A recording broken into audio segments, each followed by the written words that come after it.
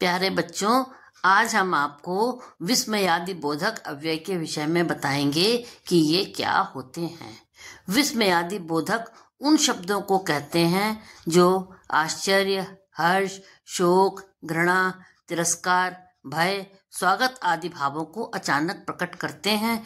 ये स्वतंत्र रूप से बोले जाते हैं और इनके साथ विस्मयादि बोधक चिन्ह का भी प्रयोग होता है। ये जो निशान है, इस निशान का या इस चिन्ह का प्रयोग किया जाता है।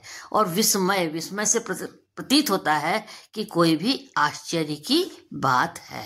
अब हम आपको इसकी परिभाषा बताएंगे कि विस्मयादि बोधक की परिभाषा क्या है। विस्मयादि बोधक ऐसे शब्द या अभिव्यक्ति होते हैं जो वक्ता के मन की तीव्र भावनाओं जैसे खुशी, दुख, आश्चर्य, घृणा आदि को स्वतः व्यक्त करते हैं। ये शब्द मनुष्य के मन की भावनाओं को व्यक्त करते हैं। इनका स्वतंत्र अर्थ नहीं होता, बल्कि ये सिर्फ वक्ता की भावनाओं को स्पष्ट करते हैं। इन शब्दों का अर्थ नहीं है, लेकिन मन की भावनाएं बताते हैं। उदाहरण, वाह तुमने बहुत अच्छा काम किया। और वाह शब्द सुनते ही हमें पता चलता है कि कहीं कोई बहुत अच्छा काम हुआ है। ओह सुनकर दुख हुआ।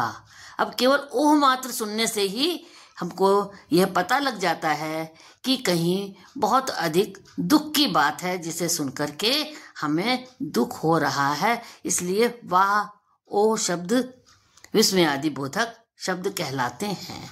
छी कितनी गंदगी है। छी शब्द सुनते ही पता चल जाता है कि किसी गंदगी की ओर इशारा किया जा रहा है। शाबाश, बहुत बढ़िया। शाबाशी जब दी जाती है तो पता चल जाता है कि कोई अच्छा काम हुआ है। अरे कब आए, ये आश्चर्य प्रकट कर रहा है कि कब आए हमें पता नहीं चला। विस्मयादि बोधक के भेद अर्थ की दृष्टि से विस्मयादि बोधक शब्द कई प्रकार के होते हैं।